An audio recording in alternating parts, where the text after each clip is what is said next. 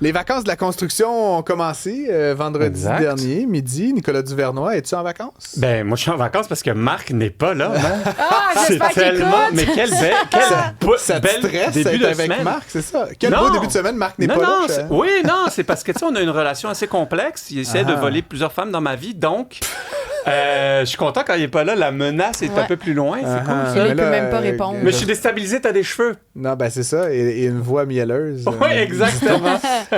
C'est les vacances. Oui, exact. Puis je suis plus ou moins en vacances. Je suis, tu sais, à moitié. Quand t'es entrepreneur, toujours un peu plus ou moins en vacances. Quand t'as beaucoup d'argent comme Nicolas Duvernois, tu sais. Écoute, quand t'as des centaines de millions de dollars qui traînent ici et là, c'est sûr que c'est difficile à décrocher. Nicolas, il se penche. Ah, shit, 1 million. Un petit million. Je l'avais laissé dans cette j'ai pas besoin de ramasser celle-là. C'est comme les gens qui se demandent s'il faut se pencher pour ramasser une scène noire, tu sais, ça vaut-tu l'effort? Ah, mais moi, je dis toujours oui, il faut se pencher parce que moi, j'ai une hantise dans la vie. Tu sais que si t'as, ben, c'est pas à toi que je vais apprendre, mais si t'as 999 999 $ et 99 sous, tu n'es pas millionnaire. Imagine l'importance de la scène noire. Tout ça pour dire qu'il y a bien du monde qui se pose des questions aussi pendant les vacances de la construction. Et la question qu'on se pose le plus, c'est qu'est-ce qu'on fait? C'est fou à quel point ça doit être la question qui se passe. Puis surtout ceux qui ont des enfants aussi. Moi, c'est la première question que je reçois tous les jours de ma vie. Papa, qu'est-ce qu'on fait? Qu'est-ce qu'on fait? Qu'est-ce qu'on mange? Qu'est-ce qu'on fait? Ouais, il fait combien? Ma belle Charlotte, c'est combien il fait dehors? Je suis comme, je suis encore dans mon lit. Je peux-tu, avant de regarder, tu sais? Tu sais que j'ai un enfant de 4 ans, moi, qui est un peu précoce là, à plein des égards. Puis là, il me dit, papa, il vient me voir le samedi matin. Papa, voici mon plan. Oh my God, c'est cute, par exemple. C'est toujours genre... ça tient pas? C'est toujours genre jouer à la PlayStation, regarder beaucoup de télé, se baigner, tu sais, c'est comme juste les manger choses... des caramels plus qu'il faut, et des chips. Puis là, lire une histoire et se coucher. Puis je suis comme... non, une fois qu'on va mais il s'essaye! Oui, c'est ça, exact. Puis là, on négocie des plans, mais il a toujours sa il a son plan. Ah, c'est cute. Mais j'adore cette question-là parce qu'effectivement, on veut meubler nos vacances pour avoir le sentiment de faire... quelque chose. Ben oui, puis pas juste... faire le mieux. C'est quasiment d'être productif même dans les vacances. Performance vacancière, pourrait-on dire. Est-ce que tu fais des performances vacancières toi-même? De moins en moins, mais je te dirais surtout que moi, ce qui me saute aux yeux dans toute cette réflexion-là, c'est que on a perdu le plaisir de s'ennuyer. Et puis, tu parlais de camping tout à l'heure, puis tu sais, juste écouter les criquets et tout ça. Mais tu sais, l'être humain, pendant des milliers d'années, s'est ennuyé. Parce que, tu sais, quand il travaillait avant les balados, puis dans le champ où il gardait les moutons, ben il devait réfléchir, pas à peu près. Quand il devait se déplacer d'une ville à l'autre, mais c'était à marche, ou en calèche, là, ça prenait du temps. Il n'y avait pas de GPS, il n'y avait pas de Waze avec des petits bonhommes qui lui montraient quoi que ce soit. Donc, on a perdu cette faculté de s'ennuyer. Et puis, à l'époque moderne dans laquelle on est, on voit l'ennui comme un problème. Avant, on voyait l'ennui comme un outil, comme une occasion de penser. Je pense que tu es nostalgique, en fait. Et je pense que les gens s'ennuyaient à défaut d'avoir de quoi faire. Je suis pas sûr que nos grands-parents qui mangeaient pas toujours à leur faim, puis qui faisaient le train à 4 heures du matin là, avec des vaches malades, là, ils étaient comme « j'ai hâte d'enfin m'ennuyer ». Ils s'ennuyaient parce qu'il y avait rien d'autre à faire puis il y avait pas d'argent pour aller nulle part. Je suis d'accord. Mais je suis d'accord. Est-ce qu'on romanticise pas cet ancien temps? Non, je comprends ton point, mais moi, j'y vais avec une autre subtilité. C'est dans le fait que pendant ces moments d'ennuyement qui sont plates pour tout le monde. Mais s'ennuyer, c'est supposé être plate, en passant. Mais c'est qu'ils pouvaient développer leur pensée. Puis Blaise Pascal, quand même un grand philosophe, en 1670, il était quand même fort. Il disait l'être humain était incapable d'être seul avec lui-même, alors il cherche en permanence des distractions. Alors c'était développer des jeux. Il partait souvent en guerre pour pas grand-chose à l'époque. Il y avait des mondanités. Pour se désennuyer, on va pour annexer se désennuyer, le voisin, exactement. Où il travaillait énormément. Tandis qu'aujourd'hui, on pouvait prendre cette même réflexion de Blaise Pascal puis remplacer ça par les réseaux sociaux, par les tablettes, par Netflix, par les notifications. Écoute, aujourd'hui, il n'y a pas on a une obsession de combler chaque nanoseconde. On est sous la douche, on écoute un balado. On pelte, on écoute un balado. On est aux toilettes, on est sur Instagram. On peut même plus aller sur le trône royal sans vouloir essayer de combler cette nanoseconde-là. Et donc, moi, j'ai trouvé ça quand même bizarre parce que, tu sais, ironiquement, les vacances, c'est censé être une occasion de décrocher. Puis aujourd'hui, on décroche, mais d'une manière humaine. C'est-à-dire qu'on fait moins de Teams, alors on croit qu'on décroche. Ouais, mais tu passes 3 fois plus de temps sur TikTok. Ouais. Ou tu regardes plus tes courriels. Ouais, mais tu passes 3 fois plus de temps sur Facebook. Je te trouve biaisé, Nicolas Duvernois, parce qu'en fait, ce que tu nous décris, là, puis je te challenge un peu, j'aime ça. C'est que en fait, toi, ce que tu dis, s'ennuyer, c'est ne pas être sur un écran. Là. Remarque tous les exemples que tu nous as donnés. Ben non, balado, c'est dans tes oreilles. Oui, mais c'est la technologie. Et là, je te pose, puis on en a parlé avec Cybèle un peu tout à l'heure.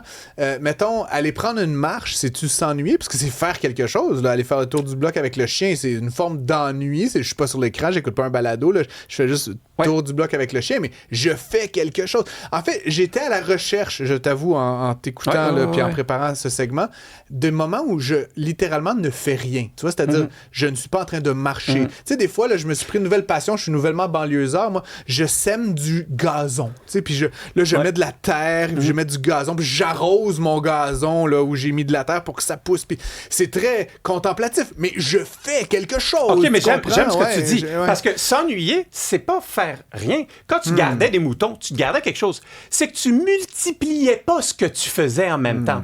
Donc, semer le gazon en regardant l'herbe pousser, en plus, elle est légale depuis quelques années, ça, c'est agréable. Mais si tu sèmes du gazon tout en écoutant un balado sur les nouvelles tendances géopolitiques en Asie du Sud-Est, là, c'est là où il y a cette surcharge. Parce que tu essaies de rentabiliser tout le temps ton temps. Un enfant peut jouer en s'ennuyant si il est en train de découvrir ce qu'il veut faire. S'il est en train de travailler son imagination, puis là, il s'ennuie pendant 20 minutes, puis après, il trouve un jeu qui lui plaît. Mais en même temps, l'ennui, moi, depuis toujours, j'associe ça à ne pas savoir quoi faire.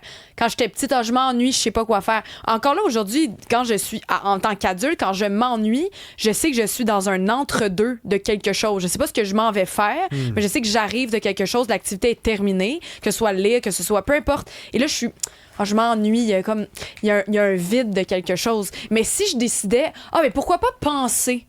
Alors là, je m'ennuierais plus parce que je me donne une mission. La posture du penseur, là, le pouce et l'index. Non, parce que je me dis qu'à partir du moment où j'ai choisi c'était quoi ma prochaine direction, je ne suis plus dans l'ennui. Donc, c'est là que moi, j'ai de la difficulté à comprendre c'est quoi l'art de s'ennuyer. Avant de faire ou de décider de faire quelque chose. Pour moi, on dirait que c'est ça. Mais parce que ce qui est intéressant, c'est que l'ennui, puis tu vois à travers les époques à quel point la langue française peut être belle, c'est qu'aujourd'hui, l'ennui a définitivement une définition différente qu'avant, parce qu'aujourd'hui, on a 1001 manières de remplir cet ennui-là, tandis qu'avant, les options étaient quand même plus courte. La majorité du monde pouvait même pas lire quand il y avait accès aux livres. Donc, sincèrement, il fallait qu'ils s'occupent à trouver leur propre manière de se divertir. Et puis, il y a quelque chose aussi qui est plate, parce que cet ennui-là, tu sais, les neuroscientifiques démontrent que le cerveau, quand il a un mode à off, tu sais, le cerveau, par défaut. Et puis, c'est à ce moment-là où il se régénère. C'est à ce moment-là où il fait des liens entre des idées qu'on n'avait jamais pensé. C'est à ce moment-là où il commence à travailler sur l'imagination, la planification, la créativité. Donc, essayer de toujours avoir le cerveau en mode multifonction, multi-action, je fais des affaires, ça enlève ces moments-là qui sont précieux du moment de ce qu'on appelle s'ennuyer. Puis, tu sais, moi, je fais une différence, là, vraiment, entre s'emmerder puis s'ennuyer. Tu comprends? C'est peut-être ça, la nuance, Cybèle. Des fois, tu t'emmerdais, je pense. Exactement. En cherchant de quoi faire. Et tu disais à tes parents, je m'ennuie, parce que si t'allais dire merde devant tes parents, c'était pas très poli. Non.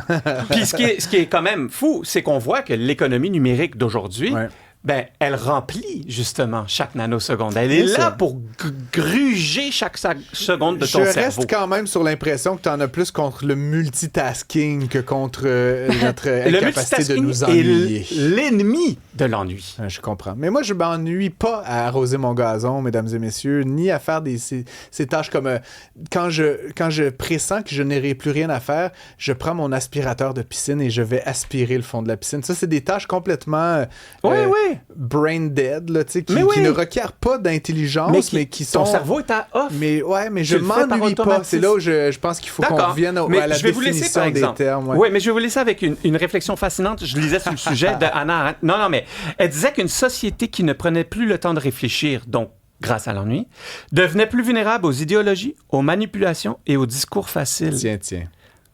ça parle quand même beaucoup de notre société parce qu'elle est constamment en mode réaction plutôt qu'en mode réflexion.